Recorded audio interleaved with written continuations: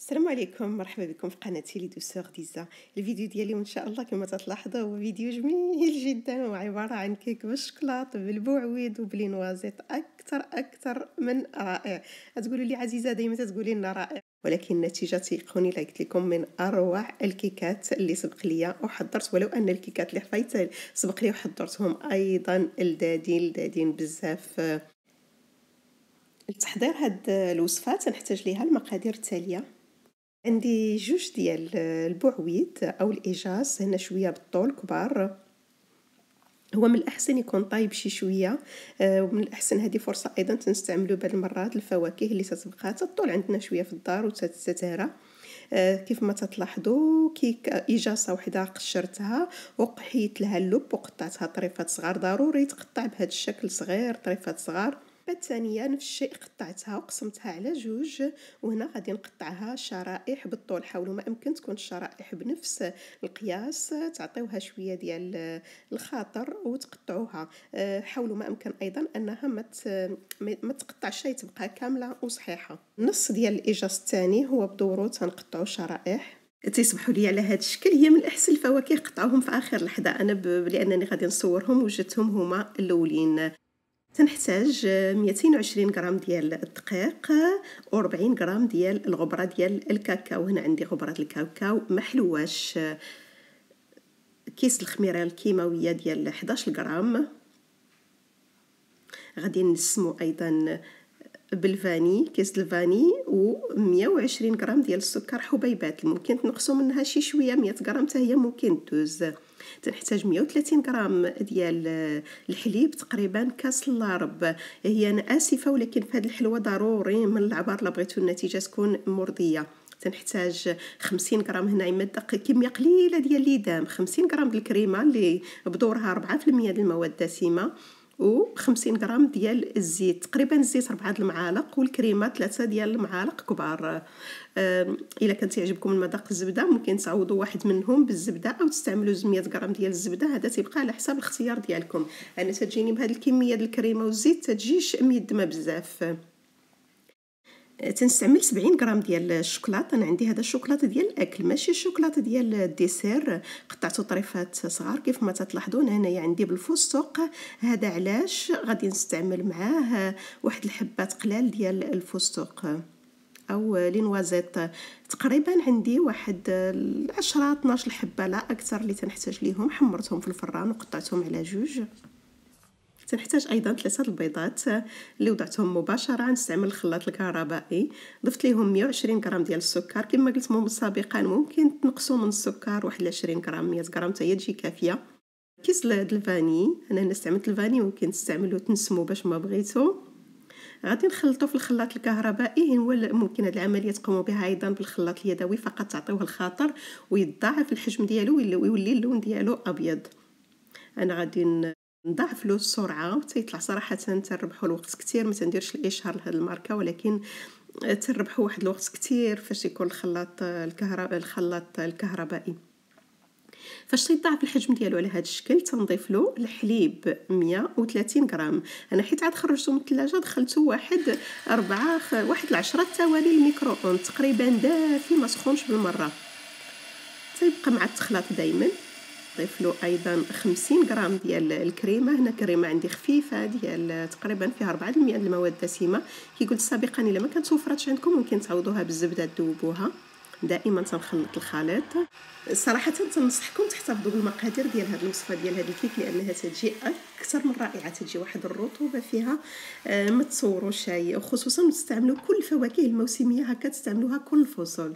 نضيف لها هنا الدقيق 220 غرام في 40 غرام ديال الكاكاو محلوش، وتنضيف له خميره الكيماويه، كيس الخميره 11 غرام، وتربلو في اخر لحظه. هنا تنخلطوا.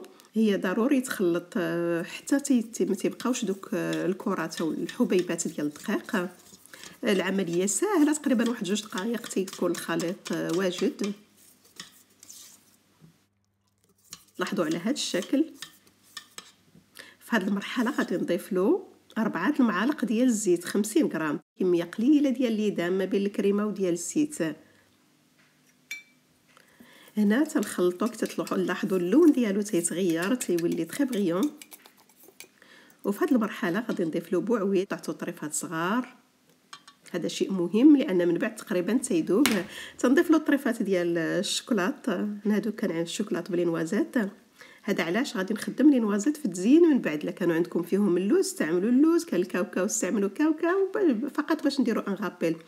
هنا فقط غادي نخلطوا بواحد الشكل خفيف، مجرد ما تيتلبس الشوكولات والايجاس او بوعويد بالخليط تنوقف.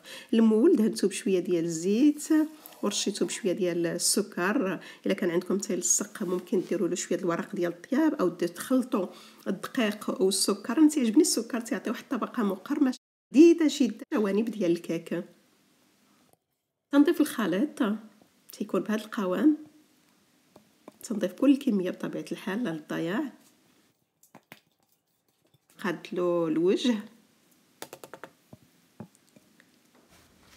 وهنا غادي نضيف له هاد الحبه ديال لينواز ديال البوعويد. كي تلاحظوا خاصها تبقى مجموعه. غادي نوضعها على الوجه ديال، ولكن ما عرفتش شنو جرى، التليفون كنت نصور به طاح ليا وسط المهم كي تلاحظوا الطرف ديال البوعويد تقريبا تغطى بالخليط. ماشي مشكل، الله يعطيه الصحه والسلامه. المهم هو فيه صراحه الا بغيتو الشكل ديالو يجي اجمل خاص يجيو الشرائح ديال البوعويد يكونوا باينين. انا هنايا طاح ليا التليفون. مهم تنزينو بهاد الحبات ديال لينوازيت اللي حمرتهم فقط في المقله. وهنا كي تلاحظوا تنوضعوا حبه بحبه، هذا باش يجي الشكل ديالهم جميل. كاين شي حبات تنحط نوضعهم على الوجه، حبات على الظهر، كاين شي حبات اللي خليتهم صحاح واحد الكميه قليله تقريبا واحد 12 حبه لا اكثر. بالاضافه للشكل الجمالي ديالو فهو تيعطي واحد اللذه جميله جدا الكيكه. ممكن ايضا الا كانت عندكم الغبره ديال لينوازيت عوض الدقيق 220 نضيف واحد 20 غرام تقريبا، واحد المعلقه ديال الغبره يا اما اللوز يا النوازيت، سا ديبون شنو درتو. تندخلوا الفران اللي تيكون ساخن على درجه حراره 180 درجه. هنا درت له البروغرام ديال الكيك، النار كانت من الفوق ولا شالور تورنونط. وهنا تلاحظوا خليته تقريبا 45 دقيقه. وتنجرب دائما بالعود باش نشوف واش طايب ولا لا. هي شيء مهم بالنسبه للعود، راه ما خاصوش يخرج ناشف تماما، خاصو يبقى شي شويه ميدم باش الكيك يبقى لكم ميدم. اما الا خرج ناشف فهذا يعني انه راه طاب بشكل كبير. تيصبح الكيك على هذا الشكل. وضعته على صينيه حتى برد شي شويه. والشكل النهائي ديالو بغيتو ديروا واحد لو كونتراست ديال الالوان، ممكن ترشوا واحد الرشه خفيفه د السكر كلاصي. انا ما بغيت نضيف عليه حتى اضافه، غادي نخليه على هذا الشكل. بالنسبه ليا جاي جميل بزاف. صراحه نهار تجربوا هذا الكيك ما غاديش يولي خطاكم. والشكل جميل راقي تتبهروا به كاع العائله والضياف ديالكم الوليدات ديالكم. تيصلح للعشيه، تيصلح للفطور ديال الصباح. راه صراحه يبقى مده طويله وهو فتي. هنا غادي نقطع لكم واحد الطرف باش تشوفوا الشكل ديالو.